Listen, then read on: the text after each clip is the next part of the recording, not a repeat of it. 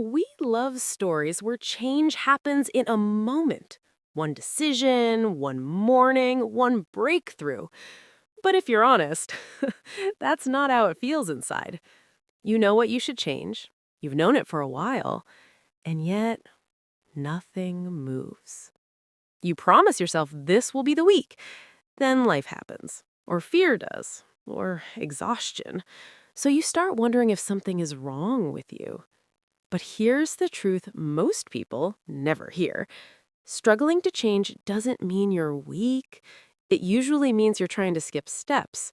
And once you see the steps clearly, change stops feeling mysterious and starts feeling possible. Most people think change fails because of low motivation. That idea sounds logical, but psychology doesn't support it. Motivation isn't a stable fuel source. It rises and falls based on context, emotion, and stress. When we rely on willpower alone, we ignore how behavior actually works. Human change follows patterns, not bursts of effort. Research in behavioral psychology shows that readiness matters more than desire. Trying to act before you're psychologically prepared creates resistance. That resistance often shows up as procrastination, avoidance, or self-sabotage. Not because you don't care, but because your mind isn't aligned yet. Change feels hard when strategies don't match your current mental stage. You're pushing for action while your psychology is still catching up. Once we understand that mismatch, we stop blaming ourselves and start working with the mind instead of against it. In the late 1970s, psychologists James Prochaska and Carlo Di Clemente noticed something interesting. People trying to change didn't fail randomly. They failed in predictable ways. From this, they developed the Transtheoretical Model of Behavior Change. It explains change as a sequence of mental and behavioral stages. Not everyone is ready for action at the same time, and pushing action too early often backfires. The model shows that change isn't a single decision, it's a progression of readiness. Each stage has its own mindset, emotional barriers, and cognitive patterns. What works in one stage can completely fail in another. This is why advice like just do it helps some people and frustrates others. They're simply in different stages of change. Once you identify your stage, the path forward becomes clearer and far less overwhelming. There's a quiet kind of discomfort that comes before any real change. It's not pain yet, just a constant awareness. You notice the habit, you notice the pattern, but nothing shifts. You still wake up with the same intentions and end the day wondering why you didn't follow through. It's frustrating because part of you cares. You wouldn't feel this tension if you didn't. You're not ignoring the problem. You're living with it. And that limbo can feel heavier than failure. Because at least failure means movement. This feels like standing still, watching time pass. If this feels familiar, it's not a flaw. It's a very specific stage of change doing exactly what it does.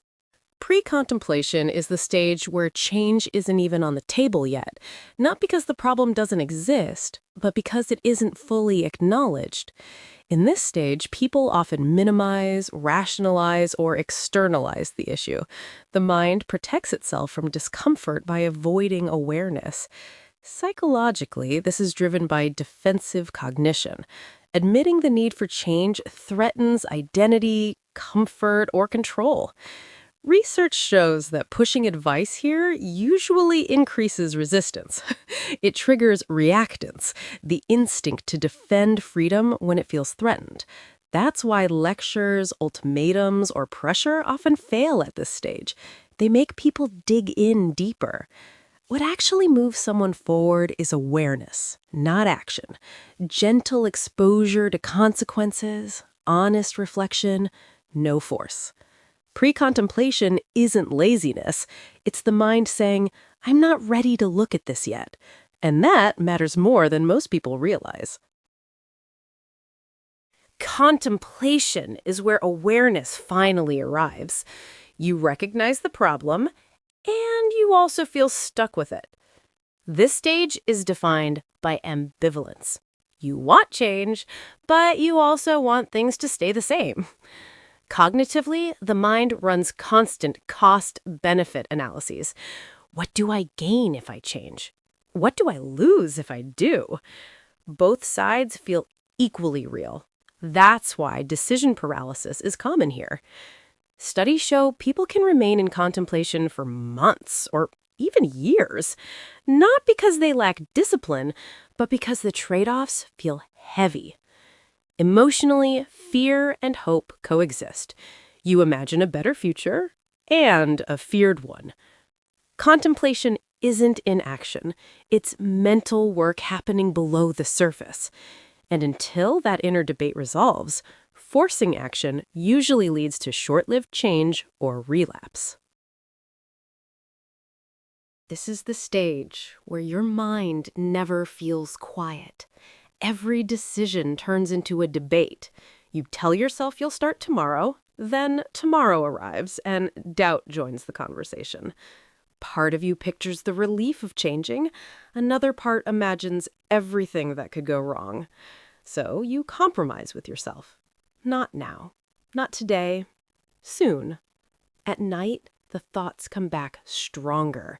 You replay the same arguments over and over. It's exhausting because you're not avoiding the problem anymore. You're carrying it. If you've ever felt this push and pull inside, that's not confusion. That's contemplation. And it's often the last stop before something finally shifts. Preparation is where intention starts turning into structure. You're no longer just thinking. You're getting ready. Psychologically, this stage is driven by rising self-efficacy. You begin to believe, maybe I can actually do this. People in preparation make small, low-risk commitments. They research, plan, adjust schedules, and test ideas. These steps feel minor, but they matter. They reduce uncertainty, which lowers fear. From a cognitive perspective, preparation builds implementation intentions. Clear if-then plans increase follow-through dramatically. This stage is often mistaken for action, but it's still fragile.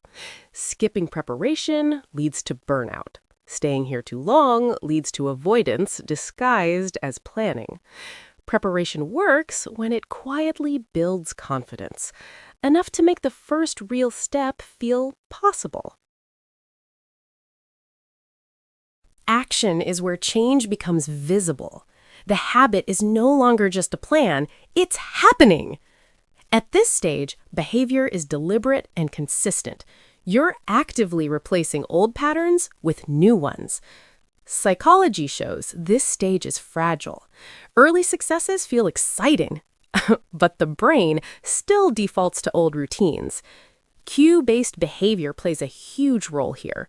Environmental triggers, reminders, and social support increase success dramatically. Research on habit formation highlights the importance of repetition. Consistent action rewires neural pathways over time. Reward matters too. Immediate feedback reinforces behavior. Celebrating small wins keeps motivation alive. But beware, action without strategy can lead to burnout. Without preparation and maintenance, relapse becomes more likely than steady progress. Action is thrilling, but it's only one piece of the full change puzzle. I remember the first time I really tried to change a habit. It felt electric and terrifying at the same time. Every small success made me proud. Every misstep made me question myself. It's strange how progress feels fragile. You're excited, but also terrified you'll ruin it. Friends and family notice, but mostly you feel it internally, like your brain is learning a new language, one habit at a time. The thrill of, I'm actually doing this, mixes with the fear of failure. And that tension, it's normal. This is the magic and the challenge of the action stage. It's when change stops being abstract and starts being lived. Maintenance is about stabilizing change over time. The behavior is no longer new, it's part of daily life. Psychologically, the brain now relies on habit loops. Cues trigger action automatically, and rewards reinforce consistency. Relapse is normal in this stage. Studies show even long-term changes can have setbacks. The key is perspective. A slip doesn't erase progress. It's an opportunity to learn, adjust, and strengthen routines. Self-monitoring and reflection help maintain gains. Tracking progress, anticipating triggers, and planning responses reduces the risk of falling back. Maintenance is where change becomes identity. You're no longer trying to be someone else. You're evolving into the person you want to be. Consistency, not intensity, is the true metric of success here. Relapse isn't a flaw. It's part of the natural rhythm of change. Behavioral science calls this the spiral, not linear pattern. Even people who succeed long-term experience setbacks. The difference is how they respond. Each relapse offers data, triggers, weak points, and gaps in planning. Seeing it this way shifts the mindset from shame to strategy. Cognitive behavioral research shows that reframing setbacks reduces discouragement. Instead of "I failed," it becomes "I learned something important." Recovery after relapse is often faster than initial change. The mind remembers strategies, making next attempts more effective. Understanding relapse as feedback, not defeat, turns the maintenance stage into a learning cycle, not a trap. I remember a time I slipped back into an old habit I thought I had conquered. At first, shame hit like a wave. But then, something shifted. I realized one slip didn't erase the progress I'd made. Instead of giving up, I paused. I reflected, adjusted, and tried again. It felt different this time. Less panic, more understanding. The fear of failure didn't control me. That's the power of perspective and change. Relapse doesn't define you, your next choice does. If you've ever fallen back, this is your moment. Not to quit, but to rise smarter, stronger, and more prepared. The beauty of the Transtheoretical model is its versatility. It works for habits, health, work, relationships, almost anything you want to improve. The key is matching strategies to your stage. Pre-contemplation needs awareness, not action. Contemplation requires reflection, not pressure. Preparation is about planning. Action needs repetition and reinforcement. Maintenance relies on consistency and learning from setbacks. Timing matters more than motivation. Even the strongest willpower fails if your stage isn't aligned with the task. Research shows that stage-appropriate interventions increase success dramatically. For example, journaling works in contemplation, while small experiments work in preparation. When you know your stage, change stops feeling random. It becomes predictable, manageable, and much less stressful. Here's the truth most people never hear.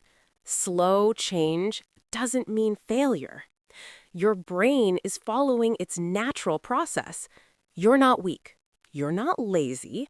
You're learning, testing, and adjusting, exactly what the mind needs. Change isn't a sprint. It's a journey, stage by stage. Every pause, every slip, every small win matters. If you honor your current stage, you reduce frustration. You stop blaming yourself and start working with your own psychology. So take a deep breath. You're not broken. You're human. And now you finally know the roadmap to transform your life one stage at a time.